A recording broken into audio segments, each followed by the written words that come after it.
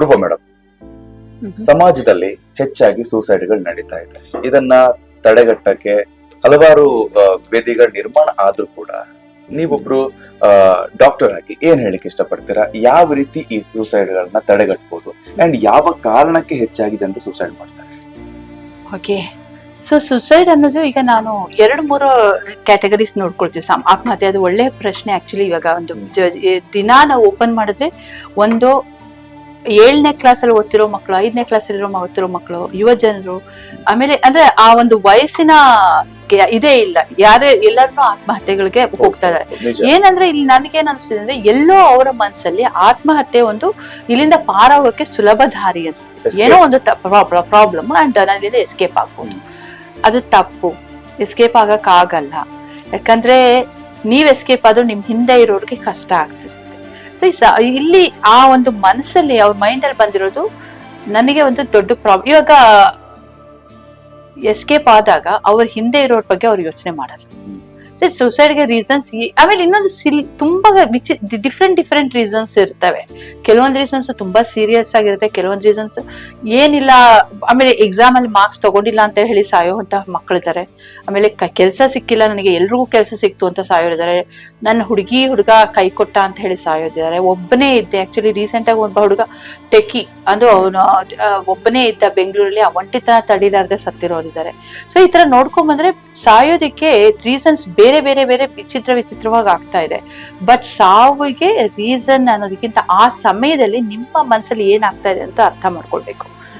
ಏನಾಗ್ತಿರುತ್ತೆ, ನನಗೆ ಒಂದು ತೊಂದ್ರೆ, ಇದು ಲೇಟೆಸ್ಟ್ ಟೇಕ್ ಒಂಟಿತನ ಅಂತ. ಈ ಒಂಟಿತನ ನಂಗೆ ತಡೆಯಕ್ ಆಗ್ತಿಲ್ಲ. ಆ ಹುಡುಗ ಹಾಗೇನೆ, ಅದು ಒಂದೇ ದಿನದಲ್ಲಿ ಬಂದಿಲ್ಲ. ಆಮೇಲೆ ಇನ್ನೊಂದು ಸುಸೈಡಲ್ ಐಡಿಯೇಷನ್ ಅಂತ ಇದೆ ಫೇಸ್. ಯಾವ ಟೈಮಲ್ಲಿ ಸುಸೈಡ್ ಆಗತ್ತೆ ಅಂತ ಕೆಲವ್ರಿಗೆ ಆ ಕ್ಷಣದಲ್ಲಿ ಅನ್ಸುತ್ತೆ, ಹೋಗಿ ಸಾಯ್ಬೇಕು ಅನ್ಸುತ್ತೆ. ಅದು ಒಂದು. ಇನ್ನೊಂದೇನಂದ್ರೆ ಐಡಿಯೇಷನ್. ಇವತ್ತು ಓಕೆ ನಾನ್ ಸಾಯ್ಬೇಕು, ಹೆಂಗ್ ಸಾಯ್ಬೇಕು? ಸೊ ಇದಕ್ಕೆ ಸ್ಟೆಪ್ಸ್ 1 2 3 4 5 ಸ್ಟೆಪ್ಸ್ ಮಾಡ್ಕೊಂಡು ಪ್ಲಾನ್ ಮಾಡ್ಕೊಂಡು ಸಾಯೋ ಅಂತವ್ರು ಇರ್ತಾರೆ. ನಾನು ಒಬ್ಬ ಹುಡುಗ ಇಲ್ಲೇ ಬೆಂಗಳೂರಲ್ಲಿ ಇದ್ದವರು, ಅವನು ಟೆಕಿ. ಅವನು ಯಾವ ತರ ಸಾವಾಯ್ತು ಅಂದ್ರೆ, ಅವನು ನ್ಯೂಸ್ ಅಲ್ಲೆಲ್ಲ ಬಂದಿತ್ತು, ದೊಡ್ಡದಾಗಿತ್ತು.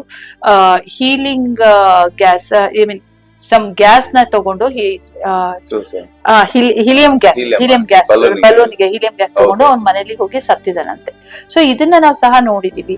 ಸೊ ಇಲ್ಲಿ ನಾವು ಸುಸೈಡ್ ಯಾವ ರೀತಿ ಬರುತ್ತೆ ಅನ್ನೋದಕ್ಕಿಂತ ಇಷ್ಟೆಲ್ಲಾ ಪ್ಲಾನ್ ಮಾಡೋನು ಯಾಕೆ ನಾನು ಬದುಕಿರ್ಬಾರ್ದು ಅಂತ ಯೋಚನೆ ಮಾಡ್ಬೋದು. ಅದ ಆಗ್ತಾ ಇಲ್ಲ. ಹಂಗಾಗಿ ನಾನು ಪ್ರತಿಯೊಬ್ಬರಿಗೂ ಹೇಳೋದು, ನಿಮ್ಮ ಸುತ್ತಮುತ್ತಲಿರೋರು ಅದೇ ಈ ತರ ಒಂದು ದುರ್ಬಲವಾಗಿದ್ದಾರೆ, ಅವ್ರ ಮನಸ್ಸು ಅನ್ನೋದನ್ನ ಅಬ್ಸರ್ವ್ ಮಾಡೋದು ತುಂಬಾ ಇಂಪಾರ್ಟೆಂಟ್. ನಿಮ್ಮ ಕೈಯಿಂದ ಯಾವ ರೀತಿ ಸಹಾಯ ಆಗುತ್ತೋ ಕೇಳಬಹುದು. ಸೊ ಅದು ಯಾರು. ಆಮೇಲೆ ಇವತ್ತು ಈಗ ಒಬ್ಬ ಡೆಲಿವರಿ ಬಾಯ್ ಒಬ್ಬ ಬದುಕಿಸಿದ್ದು ನಾನು ನೋಡಿದೆ ನ್ಯೂಸ್. ಆ ಒಂದು ಡೆಲಿವರಿ ಬಾಯ್ ನ ಮಾಡಿದ್ರಲ್ಲ, ಬದುಕಿಸುವಂತ ಒಬ್ಬರನ್ನ ಆ ಸಮಯ ಅರ್ಥ ಮಾಡ್ಕೊಂಡು ನೋಡಿದ್ರೆ ಎಷ್ಟೋ ಸೂಸೈಡ್ ನ ನಾವು ಕಾಪಾಡ್ಬೋದು. ನನ್ನ ಹತ್ರ ಕೌನ್ಸಿಲಿಂಗ್ ಬರುವಾಗ ಕೌನ್ಸಿಲಿಂಗ್ ಬರ್ತಾರೋ ಇಲ್ವೋ, ರಾತ್ರಿ ಯೂಶಲಿ ಈ ಸುಸೈಡಲ್ ಪ್ಲಾನ್ಸ್ ಬರೋದು ರಾತ್ರಿ ಹೊತ್ತು. ಯಾಕಂದ್ರೆ ರಾತ್ರಿ ಹೊತ್ತು ನಮ್ಮ ಮನಸ್ಸು ತುಂಬಾ ವೀಕ್ ಆಗಿರುತ್ತೆ. ಹಾಗಾಗಿ ಯಾವುದೇ ಡಿಸಿಷನ್ ರಾತ್ರಿ ಹೊತ್ತು ತಗೋಬೇಡಿ. ಬ್ರೇಕಪ್ ಡಿಸಿಷನ್ ಇರ್ಲಿ ಅಥವಾ ಕೆಲ್ಸಕ್ಕೆ ಹೋಗ್ಬಾರ್ದು, ಕೆಲಸ ಸಿಕ್ಕಿಲ್ಲ ಅನ್ನೋ ವಿಷಯಗಳು ಯಾವ್ದನ್ನು ಯೋಚನೆ ಮಾಡ್ಬೇಡಿ. ನೆಮ್ಮದಿಯಾಗಿ ನಿದ್ದೆ ಮಾಡಿ. ಇಲ್ಲಾಂದ್ರೆ ರಾತ್ರಿ ಹೊತ್ತು ಈ ಒಂದು ಐಡಿಯೇಷನ್ ಸ್ಟಾರ್ಟ್ ಆಗೋದೇ ಆ ಸಮಯದಲ್ಲಿ. ಎಮೋಷನಲಿ ನಾವು ತುಂಬಾ ವಲ್ನರೇಬಲ್ ಆಗಿರ್ತೀವಿ ರಾತ್ರಿ ಹೊತ್ತು, ಆ ಕತ್ತಲೆ ಇದು.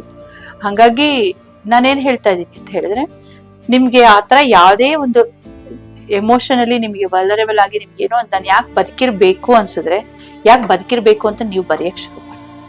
100 ರೀಸನ್ಸ್ ಇರುತ್ತೆ, ಏನೇನೋ ರೀಸನ್ಸ್ ಸಿಗುತ್ತೆ.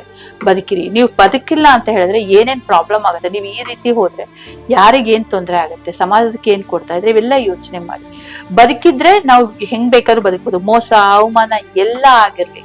ಎಷ್ಟೋ ಜನ ಇದಾರೆ ಇಂಥ ದೊಡ್ಡ ಸೆಲೆಬ್ರಿಟೀಸ್ ನ ನೋಡಕ್ಕಲ್ಲಿರಿ. ಸೆಲೆಬ್ರಿಟೀಸ್ಗೆ ಅವ್ರಿಗೆ ಎಂತೆಂತ ಅವಮಾನಗಳಾದ್ರೂ ಅವರು ಕಂಟಿನ್ಯೂ ಮಾಡ್ತಾರೆ. ದೊಡ್ಡ ರಾಜಕಾರಣಿಗಳನ್ನ ನೋಡಿ. ಸೊ ಹಾಗಾಗಿ ಯಾವುದೇ ಅವಮಾನ ಆಗ್ಲಿ, ಯಾವುದೇ ಸೋಲಾಗ್ಲಿ, ಸಾವು ಅನ್ನೋದು ನಿಮ್ಗೆ ಅದಾಗೆ ಕರೆಯೋ ತನಕ ಹೋಗೋದು ತಪ್ಪಾಗತ್ತೆ.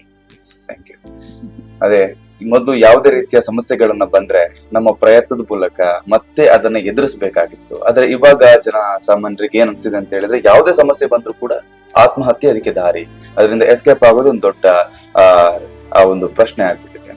ಸೊ ಇದು ಮಾಡೋ ತಪ್ಪು ಅನ್ನೋದೇ ನಮ್ಮ ಈ ಒಂದು ವಿಡಿಯೋದ ಕಳಕಳಿ ಆಗುತ್ತೆ. ದಯವಿಟ್ಟು ಯಾರು ಕೂಡ ಸೂಸೈಡ್ ಮಾಡುವಂತಹ ಮನಸ್ಥಿತಿಯನ್ನ ಹುಟ್ಟಿಸ್ಕೊಳ್ಬೇಡಿ. ಅಂಡ್ ಸೂಸೈಡ್ ಮಾಡೋರಿಗೆ ಸಪೋರ್ಟ್ ಅನ್ನ ಮಾಡುವಂಥದ್ದು ಅಥವಾ ಯಾವುದೇ ರೀತಿಯ ಸಪೋರ್ಟ್ ಅನ್ನ ಮಾಡ್ಲಿಕ್ಕೆ ಹೋಗ್ಬೇಡಿ ಅನ್ನೋದು ಈ ಒಂದು ವಿಡಿಯೋದ ಮೂಲಕ ನಾನು ನಿಮಗೆ ತಿಳಿಸುವಂಥದ್ದು. ಧನ್ಯವಾದಗಳು.